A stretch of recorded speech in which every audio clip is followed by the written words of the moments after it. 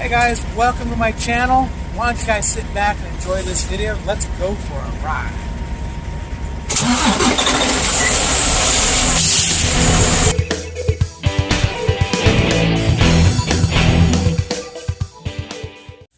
Howdy folks. Like, comment, subscribe. And ring the bell.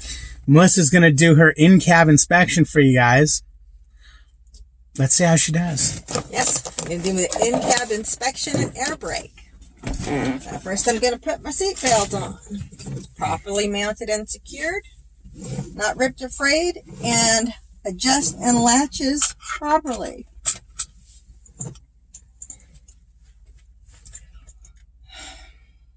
Then I'm going to check my emergency equipment. I have my fire extinguisher properly mounted and secured, fully charged. My 3 red reflective triangles are under the bunk, and my spare electrical fuses are in the glove box. I'm gonna do my safe start. Then I'm going to turn the key on the on position. Okay, you're gonna do your safe start. Okay, hold on, stop, because I'm gonna edit this out. Yeah, I know. And clear it up. Okay, let's start again. I'm gonna do my safe start. I am going to put my code in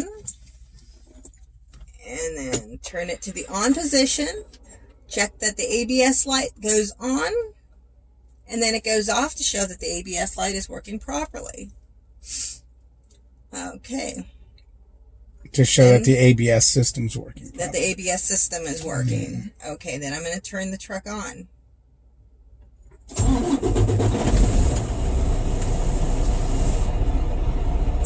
Going to check my gauges. My oil pressure is properly rising to normal operating range. My water temperature is properly rising to normal operating range. My air pressure is between 120 and 140, or a governor cutout. My voltmeter shows that the alternator is charging at between 13 and 14 volts. And I'm going to check my horn, my city horn, and my highway horn. Oh, that's so cool. That is awesome. Okay. And then I'm going to check my windshield and mirrors. They are both clean with no breaks, cracks, or obstructions.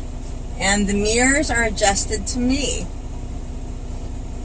Then I'm going to check the windshield wipers and washers. The windshield wipers are properly mounted and secured and work smoothly. And she turned the washers on and the wipers on to demonstrate it. Right. Of course, when Mr. Examiner's here, he'll see that. The wipers are not cracked or dry rotted. Then I'm going to check. Just the blades are not cracked or dry rotted. I think you'd still be okay with that. But yeah. I know what the rubber things. Yeah, there you go. Rubber things. Are not cracked or dry rotted. Then I'm going to check my heater and defroster. I'm going to turn them on and set this to heat and defrost. The heater is working fine, and the defroster is working fine too. Then I'm going to check. Oh, I got it. Don't worry. Then I'm going to check. Had to turn the AC back on. It's hot in here. Okay, go ahead. I know that he was like, ah. Then I'm going to check.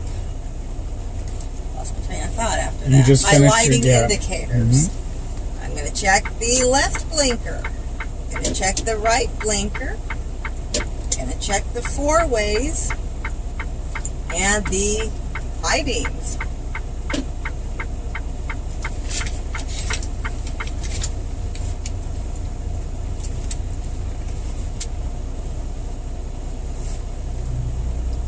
Okay, now I'm going to perform the air brake test. I'm going to make sure I'm prepared. The truck's on neutral. My gauges are set at properly between 120 and 125 psi. Governor cutout. Governor cutout. And I'm going to release my brakes.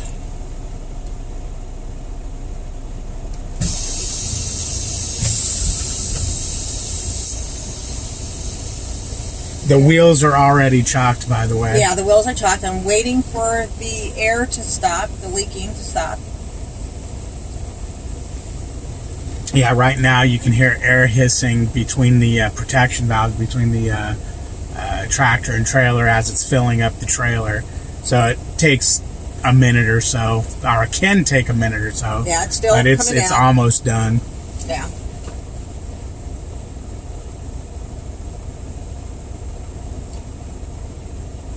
And it's done. I am going to turn the truck off and turn it back to the on position.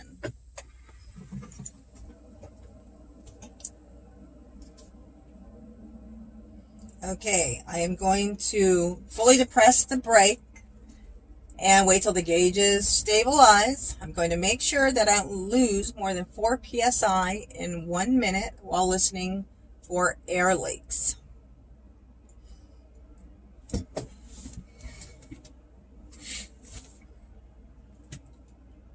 Okay, the air has stabilized. Mr. Examiner, will you start timing me now?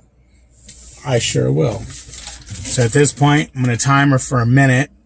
And for the purpose of this video, my phone, which I use to timer, is videoing this.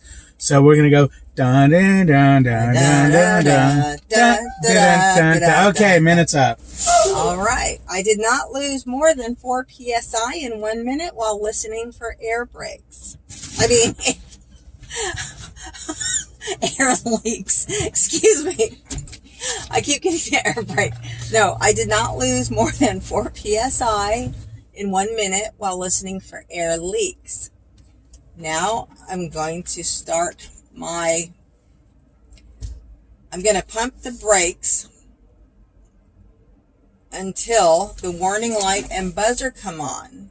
So it's the warning light and buzzer test. It's the warning light and buzzer test. I'm going to pump my brakes until the warning light and buzzer go off at or before 60 psi.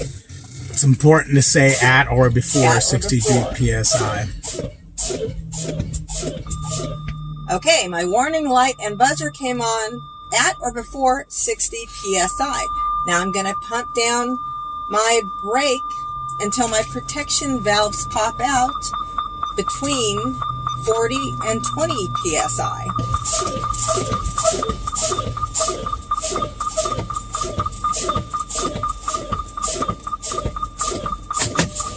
And my protection valves popped out at between 40 to 20 psi. Now I am going to prepare to do the parking brake check. I'm going to turn the truck back on, let the air builder pressure build up again, and remove the chocks.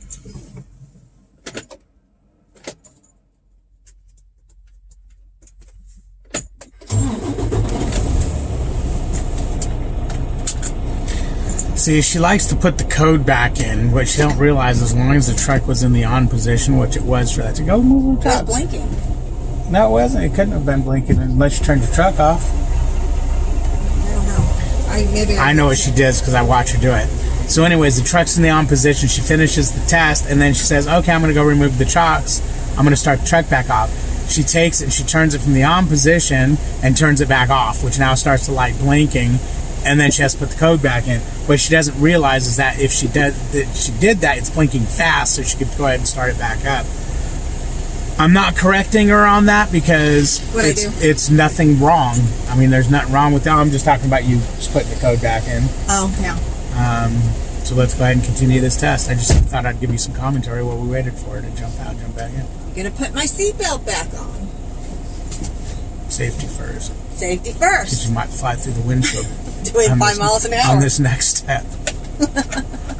I'm not wearing a seatbelt, and I've almost slide through it a couple times. Now I'm going to fan this up a little bit, build that pressure, because there's no air in the tank. Take it up to about 10,000 RPMs, or 10,000 RPMs. I'm gonna have to edit that out. Take it up to 1,000 RPM. We just blew the damn engine. Take it up to 1,000 RPMs. Keep it up there until you build your pressure back up. Oh, you already. Oh, okay. I thought I heard it cut out.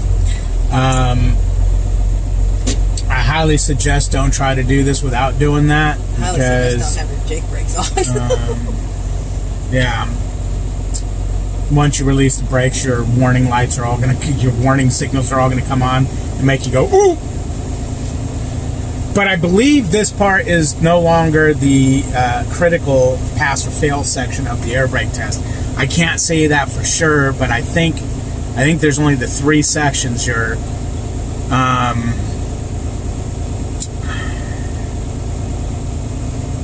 now I forgot the name of them. I tell you, looking in that camera can make you nervous. Your applied pressure test, your warning light and buzzer test, and your protection valve test. I believe those are the only 3 that are the pass and fail. But don't quote me on that. Don't fail your test, because you said... brake and is the parking brake and service brake a fail? No, I don't think that's actually part of the air brake test, because this part of the test that she's doing now used to be before the air brake test in a manual transmission truck. They moved it to the end of the test, because in a manual transmission truck you didn't chock the wheels, and if they did that before the air brake test, her wheels are chocked. She'd have to get out and chock them, because in a manual truck you pulled forward, and when you came to stop you just left the truck in gear and then did your air brake test. I was wondering, because I was watching a few videos. Old videos. And they were and they're like, wait, they're doing them out of order. What's that about? Yeah. Watching videos and not listening to me. Well, I had to see several people do it all different ways, and all the verbiage is the same. They just all say it differently. So I had to see what worked for me. And okay, and whose way are you doing it now? I guess the way on the sheet. Which is whose way? Prime's. Which is also whose way? Yours? Okay, now I am going to perform the parking brake check. I am going to leave the trailer set and release the parking brake. Also known as a tug test. Right. I am going to tug on the... Okay, did you hear that? Bloop. Yeah. That was the truck telling you something. Oh, it's not. What do I tell you? Always look on the dash. Right. What that means is you weren't pressing the brake pedal to Okay. put it in gear. Okay, there. I'm in gear. I'm going to tug against the trailer. And I tugged. I tugged a little bit. Okay, now I am going to set the tractor brake, release the trailer brake, and tug against the tractor. It's not that hard there. Okay. Now I'm going to do the service brake. I'm going to go drive ahead. I'm going to pull up 5 miles per hour, make sure that the tractor does not pull to the left or to the right.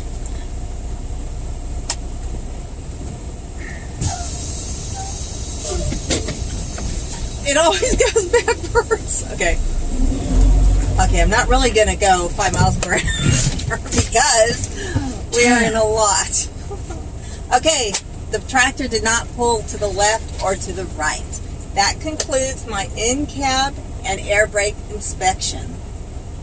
Well, I do believe, unless somebody seen something I didn't, I do believe she just passed her in-cab and brake inspection. I sure did.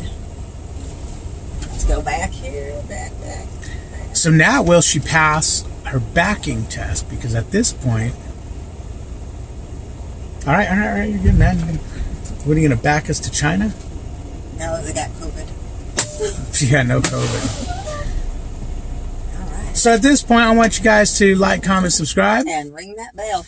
And watch for the other videos. Will she pass her backing test? I'm leaving this uncut so you can see all her blunders and goofs. She didn't blunder a goof. I'm just joking.